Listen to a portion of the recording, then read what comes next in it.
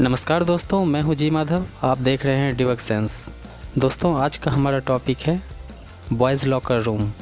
दोस्तों, कुछ लोगों ने पूछा है भाई ये बॉयज़ लॉकर रूम क्या है, उसके ऊपर आप एक वीडियो बनाओ और बताओ ये बॉयज़ लॉकर रूम का जो घटना हुआ है वो बेसिकली था क्या। तो दोस्तों, हम लोग चलते हैं इस टॉपिक की ओर, बॉयज़ लॉकर रूम। फ्रेंड्स, आज सभी के हाथ में मोबाइल है और मोबाइल पे व्हाट्सएप, फेसबुक, इंस्टाग्राम, काफ़ी सारा ऐप है दोस्तों, काफ़ी प्लेटफॉर्म है सोशल मीडिया पे। तो ये जो घटना हुआ था न्यू दिल्ली में, ये घटना जुड़ा हुआ है इंस्टाग्राम से। इंस्टाग्राम एक ऐप है दोस्तों जो फेसबुक का ही है, फेसबुक व्हाट्सएप ग्रुप का ही है, मार्क जुकरबर्ग का ही लॉन्च किया हुआ ये ऐप है। सोशल मीडिया पे ये प्लेटफॉर्म है इंस्टाग्राम। तो इंस्टाग्राम पे कुछ एक टीनएजर का एक ग्रुप था, 100 लोगों के बच्चों का ये ग्रुप था जिसमें काफ़ी टीनएजर्स के लोग थे। उन्होंने एक ग्रुप बनाया था 100 लोगों का, जिसका नाम दिया था उन्होंने बॉयज़ लॉकर रूम। दोस्तों, पहले ये ग्रुप जो है हंसी मजाक का केंद्र था और लड़के लड़कियां टाइम पास के लिए इसका इस्तेमाल करते थे। धीरे धीरे यह ग्रुप हंसी मजाक से आगे बढ़ने लगा दोस्तों। ये लोग क्या करते थे, फेसबुक, व्हाट्सएप, इंस्टाग्राम पे जो लड़कियां का जो डीपी होता था उसका वो फ़ोटो चुरा के निकालते थे और उसका फ़ोटोशॉप करके, एडिटिंग करके और एक दूसरे को दिखाते रहते थे कि देखो भाई अब ये कैसा लग रहा है, अब ये कैसी लग रही है। मतलब लड़कियों का फ़ोटो को एडिट कर करके टाइम पास करते थे और शुरू में ये इस तरह से हंसी मजाक करते थे। धीरे धीरे क्या हुआ दोस्तों, ये लोग अपनी लिमिट को क्रॉस करने लगे। इसके बाद ये लोग जो है उस लड़कियों के डीपी का जो फोटो होता था लड़कियों का, उसके साथ वो छेड़छाड़ करने लगते थे और उसका मिक्सिंग कर करके उसका न्यूड फोटो बना के एक दूसरे को शेयर करने लगे दोस्तों। हद तब हो गया दोस्तों जब इस ग्रुप के किसी एक लड़की, टीन एज की लड़की थी, जिसका ग्रुप के कुछ लोग इसके रेप का प्लान बनाने लगे। उसके स्कूल से ट्यूशन आने जाने का टाइम पता कर लिया और यहाँ तक कि वह ग्रुप में एक दूसरे को शेयर करने लगे। ताज्जुब इस बात का था कि ग्रुप के लड़के इसे इजी वे में प्लान करके चल रहे थे, जैसे कुछ कर ही नहीं रहा हूँ, जैसे कितना छोटा काम कर रहा हूँ। एक तो उन्होंने एक लड़की का इस तरह का गंदी घटना का साजिश रचा और एक दूसरे को पास आउट भी कर रहे थे।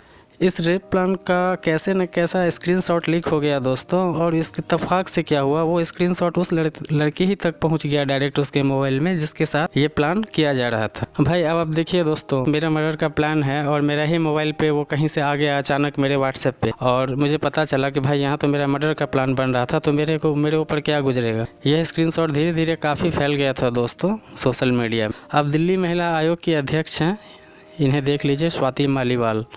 इन्होंने इस मामले को भी पकड़ा गया है और उसकी मदद से और भी 22 लड़कों की गिरफ्तारी हुई है। सभी लड़कों पे आईटी सेल के तहत जघन्य अपराध का साजिश रचने का मुकदमा दर्ज किया गया है दोस्तों दिल्ली महिला आयोग के द्वारा।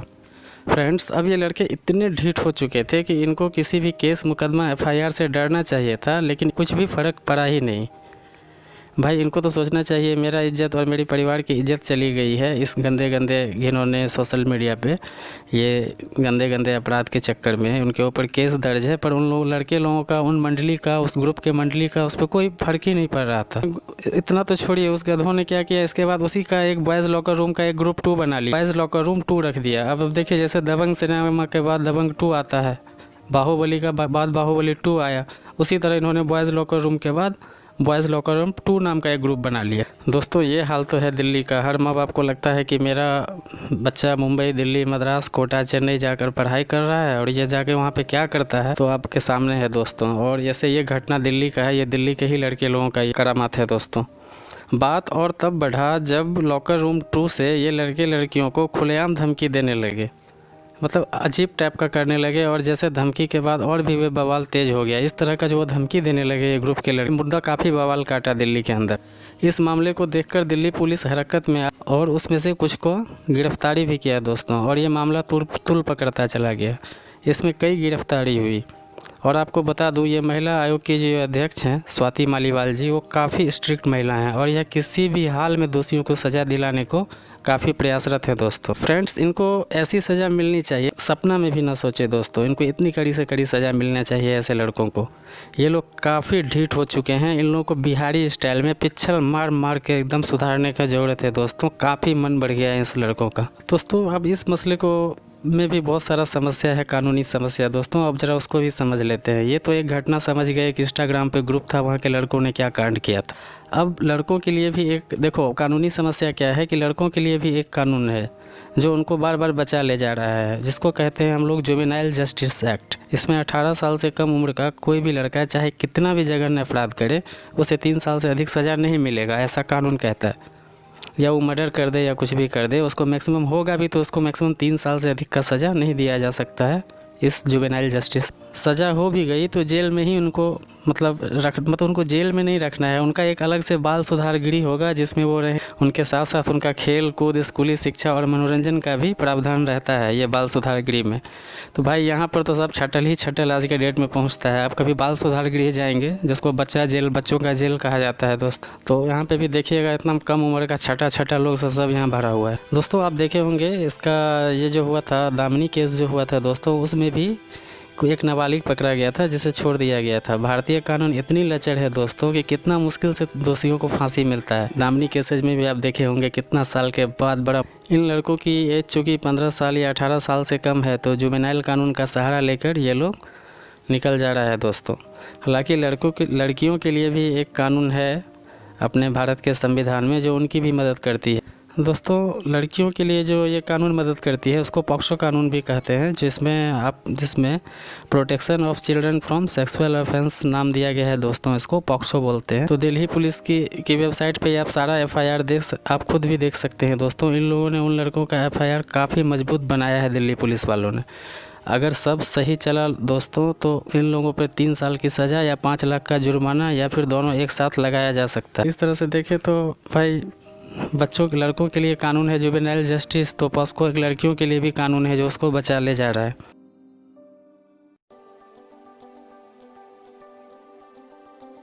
फ्रेंड्स ये तो अभी आपको जो मैंने कहानी बताया वो दिल्ली पुलिस के FIR जो बनाया है दिल्ली पुलिस ने उन लड़कों पे, जो दिल्ली पुलिस के साइट पे भी है, ये सारा कहानी उस आधार पे था दोस्तों। पर आपको काफ़ी ताज्जुब होगा कि जब ये इन्वेस्टिगेशन शुरू हुआ तो पूरा का पूरा कहानी ही पलट गया। आज इन्वेस्टिगेशन के आधार पर बहुत कुछ आश्चर्यजनक तथ्य निकल कर आया है दोस्तों। बॉयज़ लॉकर रूम में जो मुख्य मुद्दा था वो एक छोटी नाबालिग बच्ची को रेप का प्लान को लेकर था दोस्तों, लेकिन जाँच के बाद पता चला है कि यह प्लान किसी लड़के का था ही नहीं। एक लड़की थी जो अपना फेक ID बना के उस बॉयज़ लॉकर रूम जो उस लड़कों का ग्रुप था उस पे ये पोस्ट इस लड़की के रेप का प्लान बनाया था और इस तरह का पोस्ट डाला था दोस्तों। फेक ID बना के एक लड़की ने बॉयज़ लॉकर रूम जो वो ग्रुप चल रहा था इंस्टाग्राम पे। अब देखिए ये इन्वेस्टिगेशन के आधार पे आप सभी तथ्य आपके सामने आ जाएगा। अब देखिए दोस्तों इस लड़की ने भी बहुत बड़ी गलती की है। पहला आप कानूनन जुर्म है कोई आप फेक ID बनाए, चाहे कोई लड़का बनाए या लड़की बनाए, पहला तो जुर्म ये है कि आपने फेक ID बनाया और उस पर से भी उस फेक ID से आप एक नाबालिग लड़की का रेप का प्लान का खाका तैयार किए और उसके बाद ये जो है उस लड़की का पूरा शेयर हो गया पूरे सोशल मीडिया पर। तो यहाँ पे तो लड़की सरासर गलत है दोस्तों। हालांकि इसमें भी 100% लड़की का दोष आप नहीं दे सकते, क्योंकि इस ग्रुप के काफ़ी लड़के थे जो इस लड़की का प्लान को काफ़ी सपोर्ट कर रहे थे और रिस्पेक्टिव वे में ये लड़की तो बिल्कुल ही गलत है दोस्तों। अगर सही बोलेंगे तो कोई भी सपोर्ट करेगा तो आप ये सब तो काम नहीं कर सकते ना। किसी लड़की के आप ऊपर मोरल किसी का आप सोशल प्रेस्टीज को इस तरह से तो आप ख़त्म करने का किसी को कोई हक नहीं है। वो भी आप फेक ID बना के इस तरह का काम कर रही थी ये लड़की। इन लड़कों की मनबढ़ी इतनी ज़्यादा हो गई है दोस्तों कि ये बहुत ही ज़रूरी है इस तरह का सज़ा होना। किसी को कभी भी आप इतना नहीं सताइए दोस्तों, इतना नहीं टॉर्चर करना चाहिए कि वो गलत बनने पे मजबूर हो जाए। और यह मामला काफ़ी रेस में है। रूम की यही है बॉयज़ लॉकर रूम का घटना दोस्तों, मोटा मोटी जो दिल्ली में हुआ है इंस्टाग्राम पे। ऐसे तो यह घटना नहीं होनी चाहिए समाज में दोस्तों, लेकिन फिर भी ये आज गांव कस्बे शहर सभी जगह इस तरह की घटना हो रही है दोस्तों। ये तो व्हाट्सएप फेसबुक इंस्टाग्राम यूट्यूब पर ये काफ़ी ट्रेंड कर रहा है दोस्तों। ये न्यूज़ ट्विटर पे आ गया, इसलिए ये हम लोगों के पास आ गया ये न्यूज़। नहीं तो वरना दोस्त कहाँ ये न्यूज़ पता चलता है, जबकि इस तरह का घटना कई लड़कियों के साथ हो रहा है दोस्तों। आज हमारे आपके समाज में इस तरह का जघन्य अपराध हो रहा है और लोग सोशल मीडिया के माध्यम से इमेज लेकर फोटोशॉप करके लड़कियों को ब्लैकमेल कर रहे हैं। ये गलत तरीका है दोस्तों। से रिक्वेस्ट यही है कि आप अगर अपने नज़र में इस तरह का कहीं पे भी कोई घटना देख रहे हैं तो उसका अपने लेवल पे काफ़ी स्ट्रांगली अपोज कीजिए दोस्तों, नहीं तो हम लोगों का सोशल स्ट्रक्चर नष्ट हो जाएगा दोस्तों। और हमारी जो आने वाली पीढ़ी है उनके पास भी काफ़ी रॉन्ग मैसेज जाएगा इस तरह का।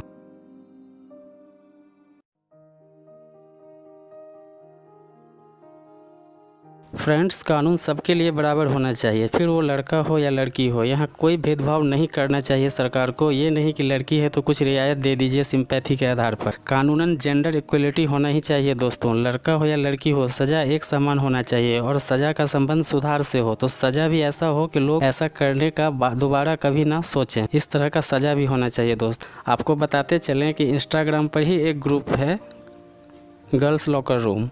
अब देखिए, बॉयज़ लॉकर रूम तो है ही, एक गर्ल्स लॉकर रूम भी चल रहा है इंस्टाग्राम पे दोस्त। हालांकि इस जो गर्ल्स लॉकर रूम जो है, इसके बारे में अभी कोई भी गलत न्यूज़, FIR इस तरह का कोई घटना नहीं घटा है, इसलिए इस गर्ल्स लॉकर रूम वाले ग्रुप पे अभी कुछ भी बोलना गलत होगा दोस्तों।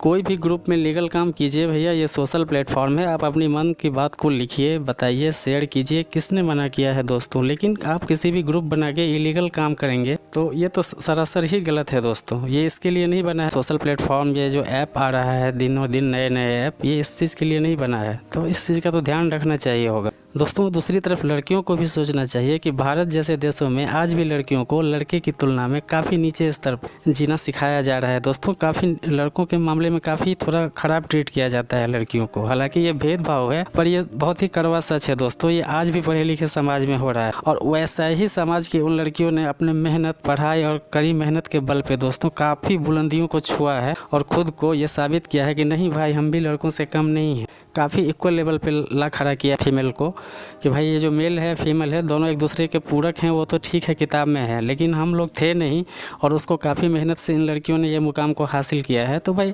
कुछ लड़की के कारण तो पूरा ये गर्ल्स सोसाइटी ही बदनाम हो रहा है दोस्तों। लेकिन कुछ बेवकूफ़ लड़कियों के वजह से अच्छी अच्छी लड़कियां भी बदनाम हो रही है दोस्तों। हालात ये है कि अब अच्छी अच्छी लड़कियों को भी लोग संदेह की नज़र से देखने लगे। अब उन बेवकूफ़ लड़कियों को कौन समझाए ये सब बात। कल होके कोई साइबर क्राइम होता है दोस्तों, या किसी तरह का अमानवीय घटना घटता है, तो हमें नहीं लगता है कि कोई विश्वास कर लेगा एक बार में। ऐसा किसी लड़का ने किया है। ये हो सकता है ये रेप मर्डर का प्लान जो है फिर किसी लड़की ने फेक ID बना के अंजाम दे रही हो। ये तो हुआ हमारे सोशल समाज की बात दोस्तों। यहाँ पे मीडिया और पुलिस भी एक बार में विश्वास नहीं करेगी। हमें हमेशा डाउट रहेगा कि क्या पता कोई लड़की ही फिर से कोई फेक ID बना के आ गई होगी। तो आज देखेंगे दोस्तों, तो ये देश में लड़कों का जो एक कम्युनिटी है उसमें काफ़ी विरोधाभास आ गया है कि आप एक केस के चलते पूरे लड़के कम्युनिटी, पूरे बॉयज़ कम्युनिटी पर ही ब्लेम कर रहे थे, जबकि जांच में सीधा सीधी लड़की जिम्मेवार पाई गई थी दोस्तों। तो इस तरह से हमने देखा दोस्तों कि काफ़ी दो व्यू हम लोगों को मिला, के आधार पर, FIR के आधार पर, और दूसरा इन्वेस्टिगेशन के आधार पर। तो अब ये इस तरह का तो घटना नहीं होना चाहिए दोस्तों। ये काफ़ी शर्मसार करने वाला है, और ये हम लोगों की मॉरल रिस्पॉन्सिबिलिटी है कि इस तरह का घटना को समाज में रोका जाए अपने अपने स्तर से। मीडिया और पुलिस क्या करेगी? मीडिया चंडाल चौकड़ी बैठा के टेलीविज़न पे चला देती है दोस्तों, और पुलिस का महकमा तो खैर देखिए क्या होता है इसमें। यही था बॉयज़ लॉकर रूम का केस दोस्तों दिल्ली में। तो मेरा सभी से अपील है कि सोशल प्लेटफॉर्म को यूज़ करें काफ़ी सेफ्टी तरीके से, और ख़ास के लड़कियों से अपील है कि वो अपना रियल फ़ोटो जहाँ तक हो सके कम से कम डाला करें अपने प्रोफाइल DP पे दोस्तों। थैंक यू दोस्तों, जय हिंद।